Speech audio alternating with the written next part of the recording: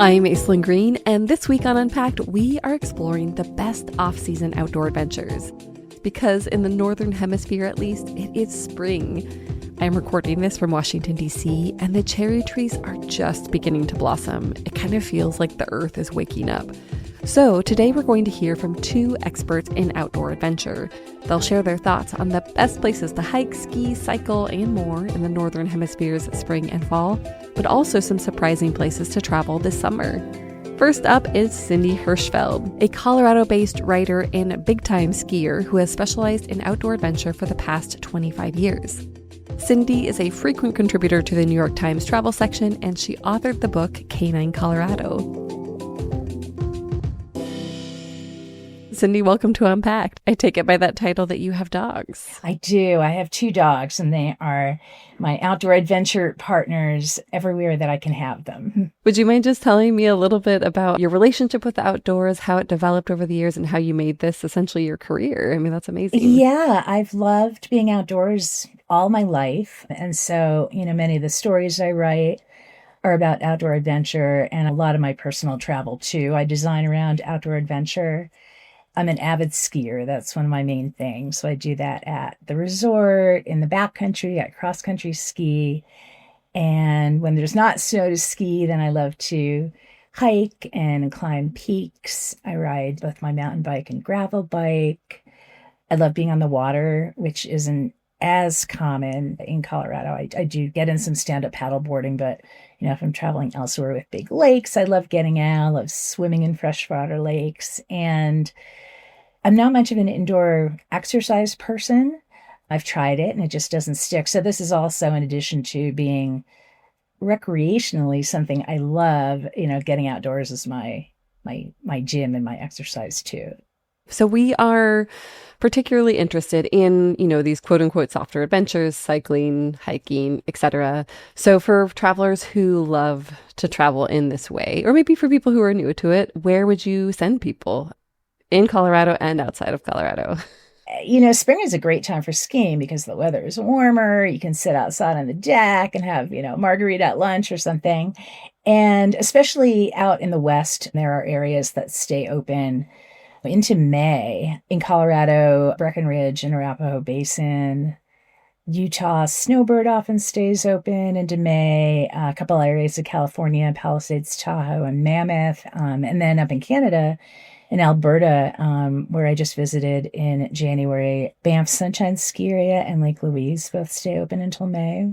So that's a great time to go. This year, the Northeast, Vermont, New Hampshire, and in Canada, Quebec, they've had a really good skier. So I would also check those out for last minute trips because I think those areas could stay open longer than they normally do. Killington usually stays open well into April anyway, but they've had a good winter. And I also think even just trying to squeeze in a trip to Europe, a ski trip. I've skied in Chamonix, in late April before. And then I will put in a plug. It's a good time to consider a backcountry ski trip, which, is a good thing to go on with a guide. I will, even though I don't normally use many guides when I'm traveling, I will use a guide for a backcountry ski trip in an area where I haven't been for safety reasons.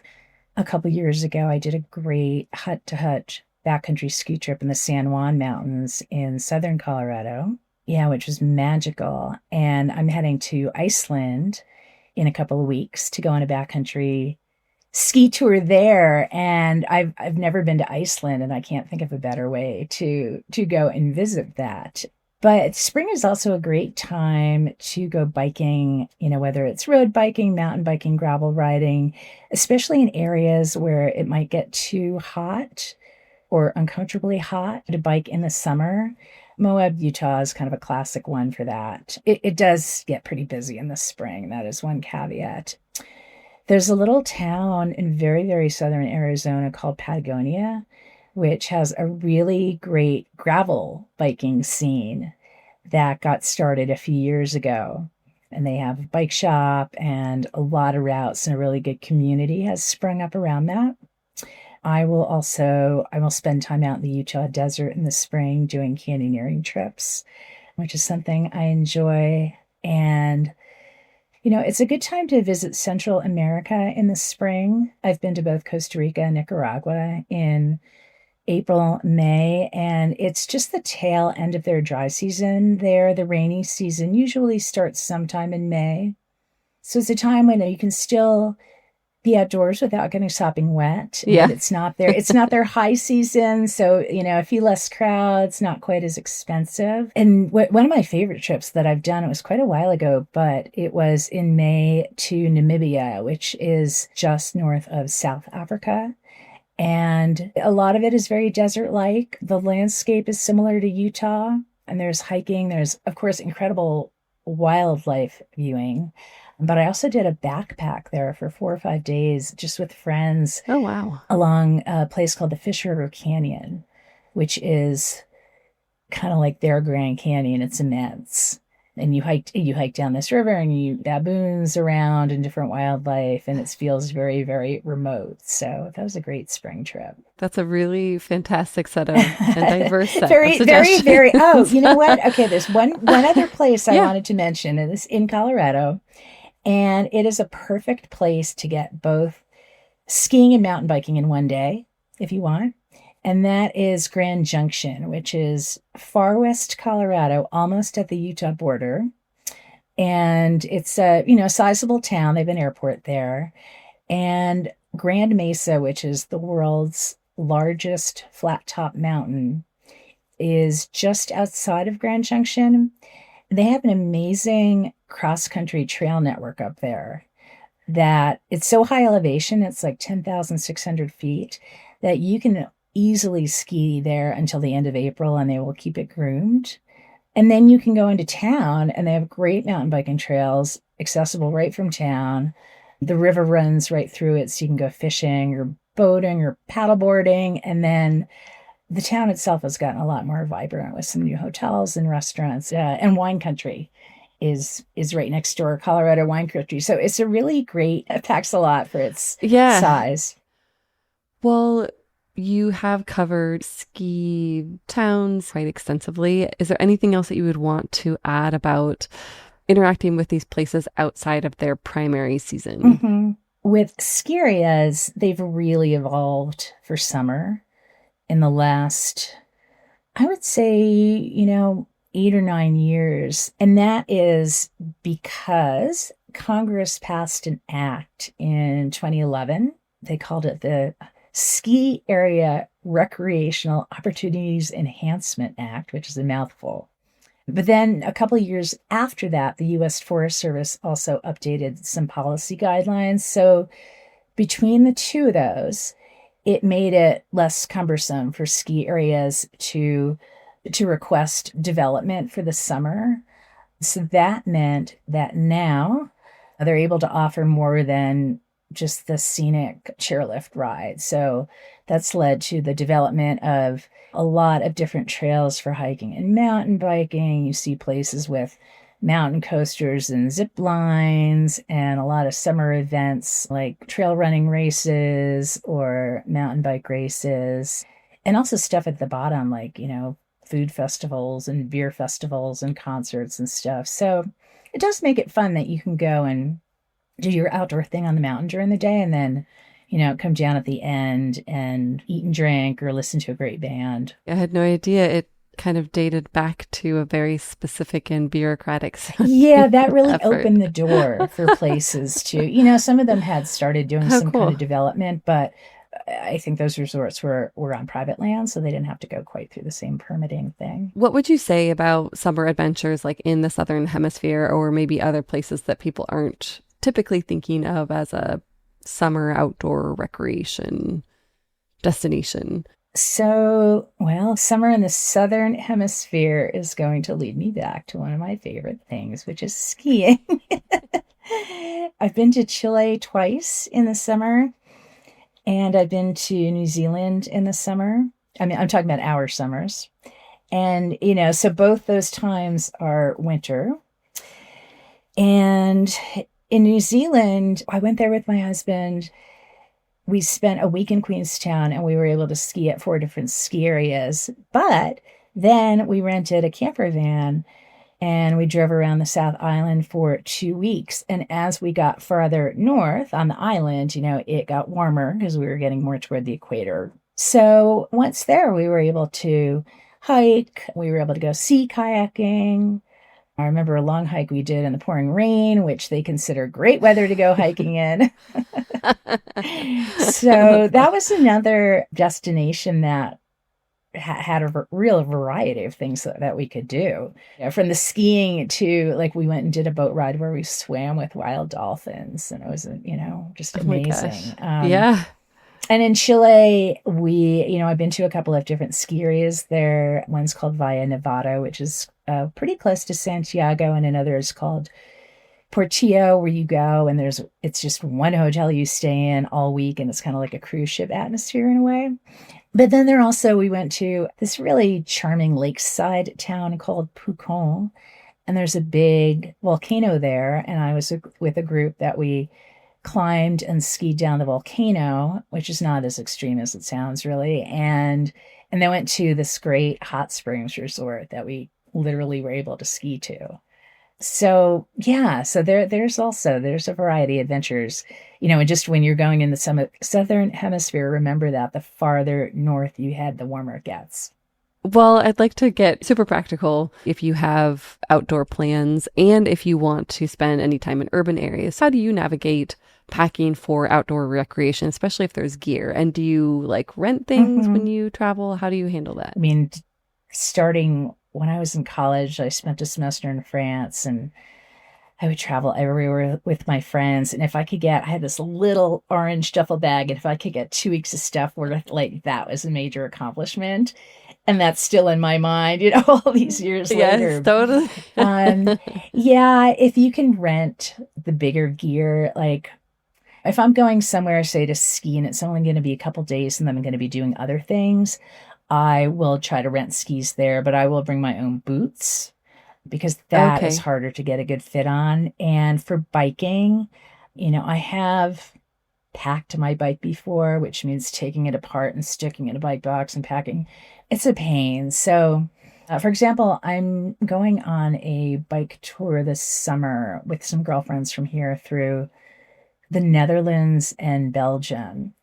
And we're going with an outfitter that is covering the bike rentals too, including helmet. And, I do usually use clip-in pedals, but it's not. We're just going to be using regular stuff. So it's all taken care of. So I don't have to worry about that. But I think one of the nice things about doing outdoor adventure stuff for travel is, on the one hand, you want to be prepared. So, you don't want to, say, skimp on bringing something by leaving behind a rain jacket, or an extra layer or something like that. But nobody's paying as much attention to what you wear, and people kind of expect you to be wearing the same couple of biking shirts over a week, or, the same ski jacket and pants for a week. So, I think it gives you a little more freedom because you don't have to come up with different outfits, for going out to dinner. Maybe you pack one dress, but I think that knowing I'm focused on a particular activity helps me streamline. And then I just, try to take, a couple of changes of what I need to wear for the activity for the week rather than stuffing a suitcase full of gear. I at least have seen that there are better brands out there that offer kind of hybrid clothing, something that you could wear in an athletic moment and then also wear to dinner. Are there brands that you found that you feel like straddle that line? In the outdoor industry in general, that concept of what they'll call trail to town has really taken hold in the last 10 years. So I'd say, every brand offers a bit of that. But I really like the brand Kuhl. It's Kuhl for stuff like that. Oh, yeah. Also, I'm lucky enough to live in a place where if you show up for something in your ski pants, it's not that big a deal. So it doesn't have to look that different. And that's a good point. I would think that if you're traveling to a place that is known for outdoor recreation, it's going to be more casual than a big city. Often so. Would you say that's true? Often so, yeah. Okay. And I've just stopped being self-conscious about what I wear. Yeah. I wanted to end on a more philosophical note, which is that, I've done a lot of backpacking and cycling trips over the years, and I have found that they connect me more deeply with a place. Like I have these wonderful sense memories of destinations around the world because I was taking it in at this human pace that we talk about. Right. How do you think that that has changed travel for you? And why would you advocate for this as a way into a place? I love, love, love traveling that kind of way. And, as you mentioned, it allows you to see things at a slower pace. And I think one of the best ways to cover some ground, but still get that slower sense of really seeing things is by biking, which is one of the reasons I'm really looking forward to this trip to the Netherlands and Belgium, where I have biked before. And, another thing I was going to say about it is when you're with a group of people and you're doing an outdoor thing together, it creates these really strong bonds, even if you're with people you didn't know before. And so that hut to hut backcountry ski trip in the San Juans in Colorado that I mentioned before, that was 2 years ago now. Yeah. And we were a group of, I think, 10, and I'm still in touch with about half the people. And I saw one person from there a couple of months ago when I was in Park City. I'm going to meet up with another guy from the trip and his wife to go skiing in Vail in a couple of weeks. So, it's not only the way of appreciating the landscape, but the relationships you make while you're doing outdoor things. I've had a group of close girlfriends now for about 30 years, and we regularly do outdoor adventure things together. We have rock climbed, we've done on ski trips, we've camped, we've hiked, we do a lot of this, technical canyoneering in the desert. And those bonds that have formed are so strong. And the conversations we've had, I like hanging from a cliff or something, on a rappel about things that I won't even mention here, but it's just we'll laugh about how funny and it is. But yeah, those kind of experiences of doing that outdoor stuff together, outdoors in a beautiful landscape with close friends, like there's nothing like it.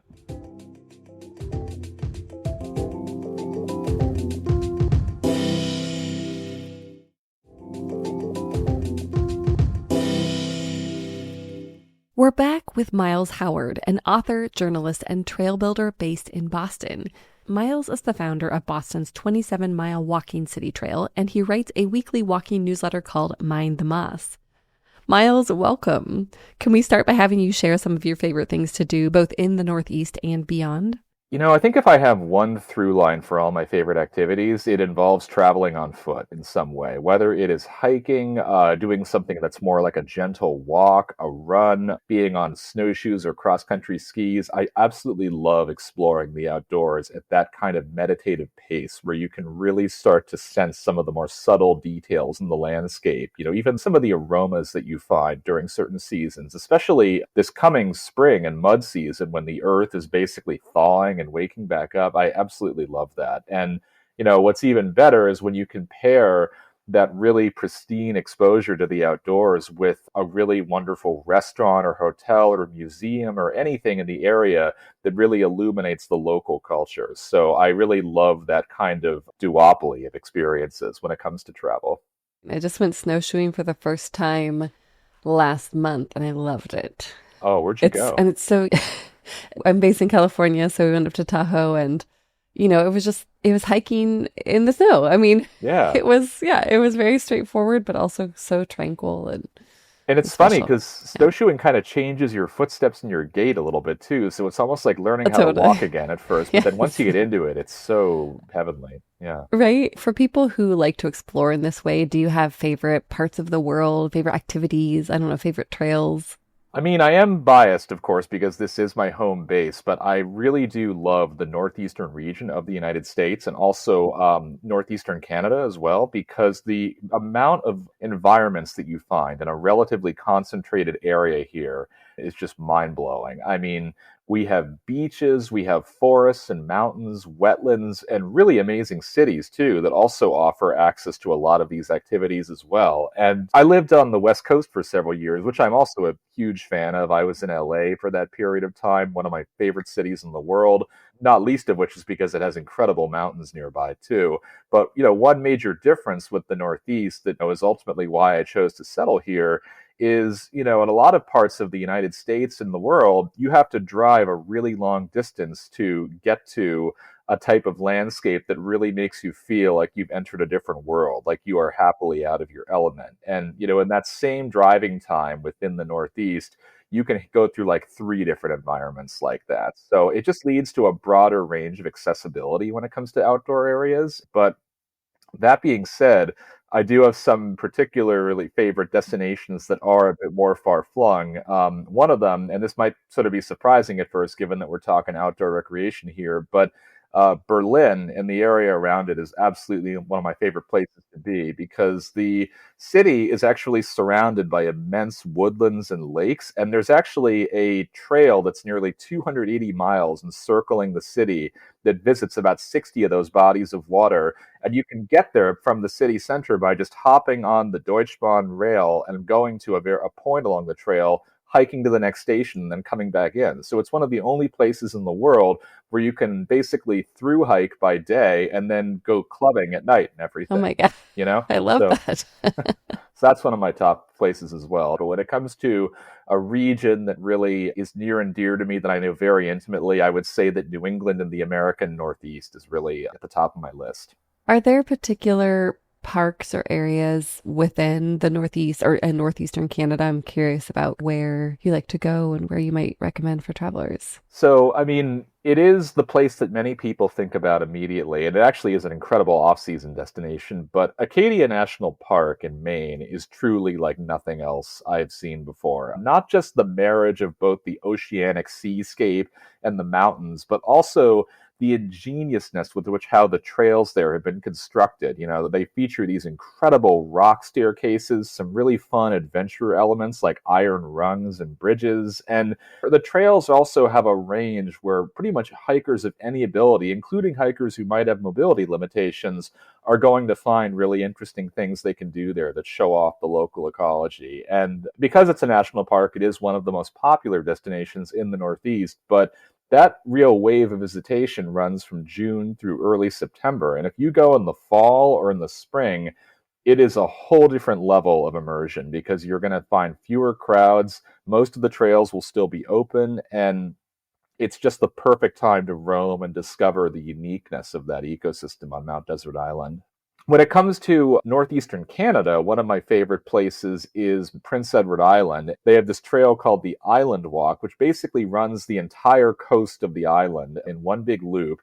And you see all of these incredible scenes like big red cliffs and birch forests and wetlands. And there are generally enough B&Bs and hotels along the route that you can basically treat it almost like a pilgrimage on the Camino, where you stay at a place each night and then go on the next day. And some hotels will even ferry your luggage for you from your current place to the next one so that you can walk with a nice light day pack, basically. I've only done a piece of it. I'd love to go back and bite off more in the near future. But I was there in late fall, which actually is part of the off season for them. Most people have gone home by that point. But it was an incredibly, almost eerily beautiful time to explore the island because you could feel the presence of winter nearby, but there were still leaves on the trees. A few places were still open, and the places that were still open, people who ran these restaurants and hotels were really happy to see folks at that point. Yeah. So it was nice. That's amazing. I was just in Door County, Wisconsin. Obviously, it's winter and the off season, and it felt like a very similar, like you almost have the place to yourself in a way. And seeing parks and this kind of watery destinations in the winter, I think is just so charming. Yeah. It's kind of like watching a big creature hibernating almost right there, Yeah. I find. Especially if you go to a place where maybe there are waterfalls and they're all frozen during the winter. Oh That's my one gosh. of my favorite things to see anywhere, really. Yeah. Do you have a memory of seeing like a place that you've seen a frozen waterfall that you're thinking about at this moment? Oh, the place that I come back to usually is in New Hampshire. There's a waterfall called Arethusa Falls, which is really right in the heart of the White Mountains. And what's funny about it is that it's often billed as the tallest waterfall in the state at 200 feet. It's the tallest year-round waterfall, but there are actually bigger cascades that are seasonal that kind of appear in the spring. So Arethusa is very crowded in the summertime because of this reputation. It's one of those situations where you almost have to like work your way through a crowd sometimes to get to the base of the falls where you can feel the mist. But in the winter, The first time that I saw it in frozen form was almost like a very unintentional kind of hike. A few friends and I had some micro spikes we just bought. We were looking for a way to test them, and we thought, oh, maybe Arethusa Falls could be interesting this time of year. It's a really relatively easy climb to get up there, and so we went up the ravine where the falls are located, and when we saw it, it was just like this titanic wall of ice in front of us, and it felt like we were in the presence of a god or something like that. But the coolest thing is that it was so still in the winter, and this is the case with many waterfalls, that if you listened carefully, you could hear the hum of water running beneath the ice. I mean, who doesn't want to stand in the face of an ice god? Exactly. That's what I'm saying. Well, you mentioned waterfalls, and I think of those as a very spring activity. So, given that we're coming up on the spring shoulder season, do you have other suggestions for places to go? Maybe places to see waterfalls? Oh man, one place that comes to mind immediately that is on the opposite coast of the US is the Redding, Shasta, California area right there.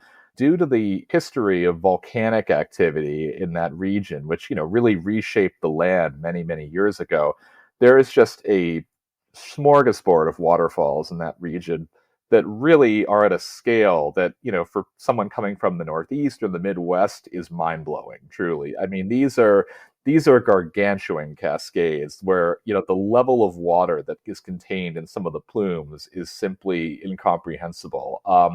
There's one particular cascade called MacArthur Burney Falls, which features not only an absolutely enormous waterfall in the center, but behind it, around the cliffs that run around it, there are just like countless rivulets of water running down alongside it too. So it's like, I've never seen anything like it. It's one of the most multi-layered, complex cascades I've seen. And what's great about a lot of the waterfalls in this region is that you can very easily do kind of a circuit loop drive around there where you hit a couple of them each day.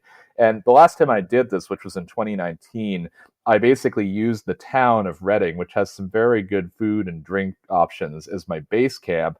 And then I spent 2 days in the region hitting waterfalls and also going to Lassen National Park nearby, too, which is another great place to visit for not only cascades, but also active volcanic activity like bubbling sulfur. Well, given that you have covered the outdoors so extensively, I wanted to unpack this idea of shoulder season because with the number of people that we've seen traveling over especially the last 3 years, I'm curious to know if you've seen shoulder season shift. Like, does it still exist in terms of actually being able to, quote unquote, escape the crowds? So I think that something interesting has happened to shoulder season since the beginning of the pandemic. Usually the shoulder season was a time when you could reliably go to certain areas and it would be absolutely dead, or at least very sparse. Indications that nobody wanted to go there for the most part. Maybe it's like, Cape Cod in the winter, for instance, or Yeah. I don't know, northern Canada when it's raining really hard during the spring and everything is muddy. But what happened during the first year of the pandemic, is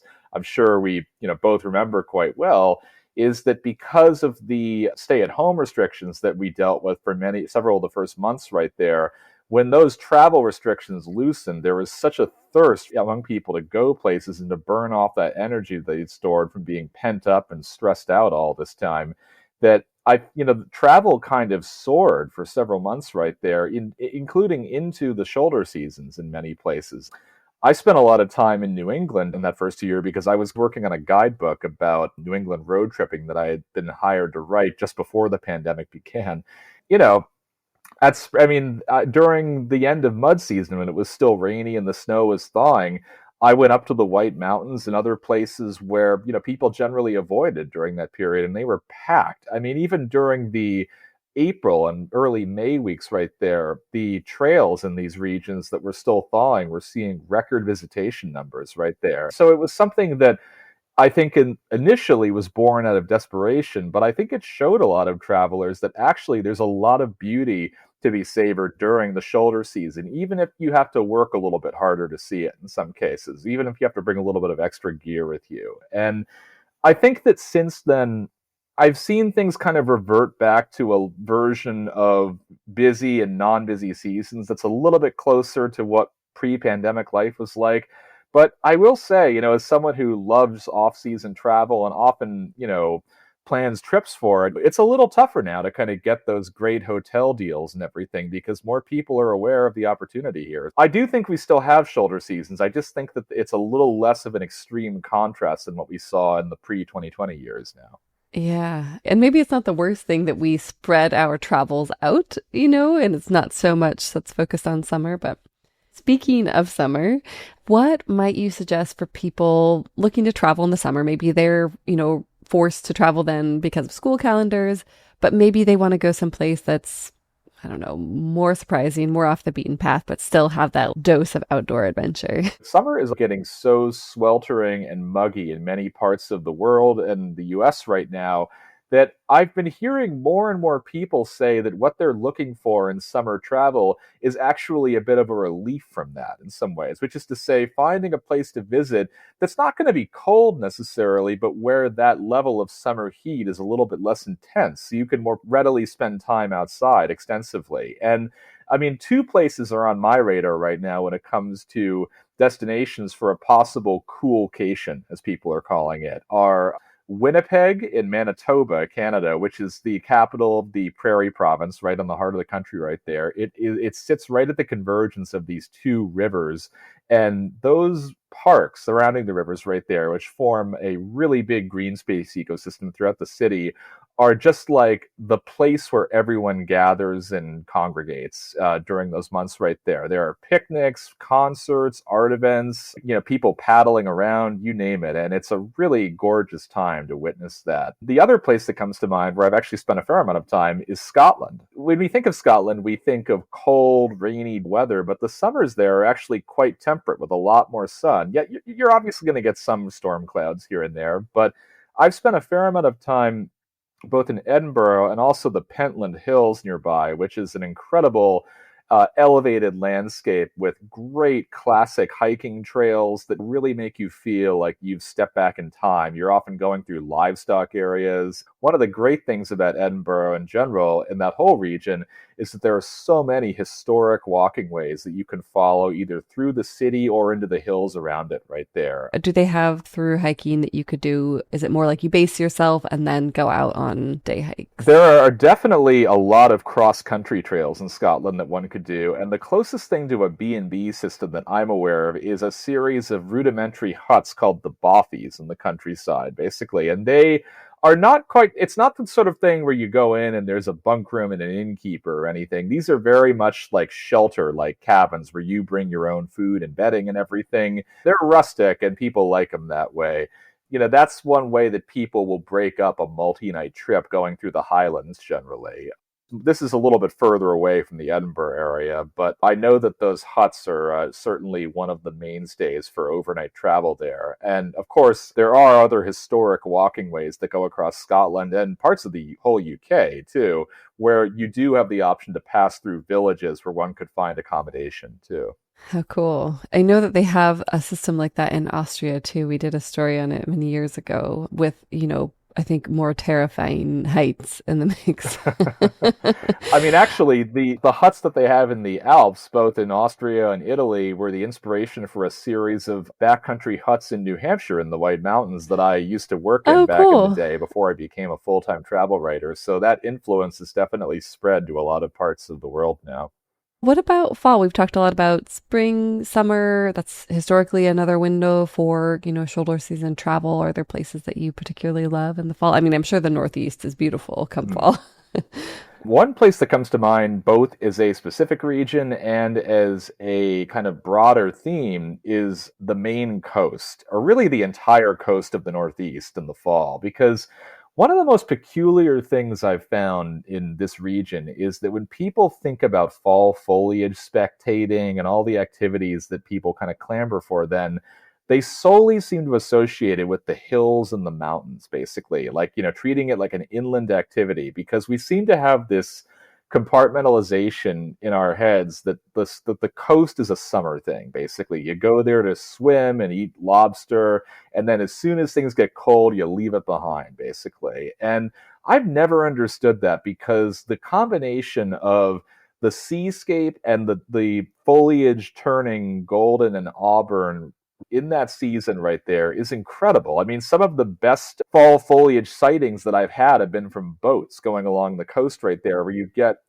sometimes you can even get the reflection of the trees in the water if this ocean is still enough, which is just amazing. And so, between the scenic amenities and the fact that it really gets much quieter in many of these towns and communities along the coast, not just in New England, but, in other parts of the East Coast in the United States, I think that is kind of the general environment that I recommend to people when it comes to, fall through a different lens with more quietude. I love that, seeing the fall foliage from a boat or from a ship. Are there cruise lines that work and take people along the coast of the Northeast in that way? There are several tour operators that basically offer little mini cruises that, are just an hour or two long that are basically themed around both foliage spectating and also local history. And you find a lot of these in the Portland, Casco Bay area in Maine.